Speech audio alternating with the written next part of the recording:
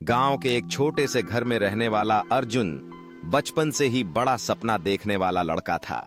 उसकी आंखों में एक ही ख्वाब था, एक बड़ा आदमी बनना। लेकिन उसके पिता एक किसान थे और गरीबी की दीवारें उसे उसके सपनों से दूर खींचने की कोशिश कर रही थीं। अर्जुन पढ़ाई में होशियार था, लेकिन घर की आर्थिक स्थिति इतनी खराब थी कि कई बार उसे बिना खाए ही स्कूल जाना पड़ता। किताबें खरीदने के लिए वह खेतों में मजदूरी करता, दूसरों के घरों में काम करता, लेकिन उसने कभी हार नहीं मानी। एक दिन स्कूल में एक प्रतियोगिता हुई, निबंध लेखन। अर्जुन ने पूरे मन से लिखा, मेरे सपने और मेरा संघर्ष। उसकी लेखनी इतनी प्रेरणादायक थी कि उसने पहला स्थान प्राप्त किया।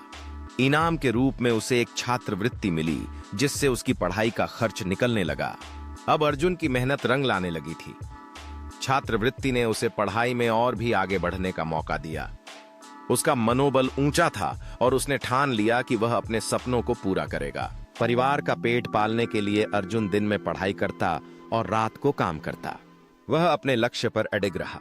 उसने कई बार थककर हार मानने का सोचा, लेकिन फिर अपनी मां के शब्द याद आते, बेटा, सफलता उन्हीं को मिलती है जो धैर्य और मेहनत से कभी पीछे नहीं हटते। कॉलेज की पढ़ाई पूरी करने के बाद उसे एक बड़ी कंपनी में नौकरी मिली।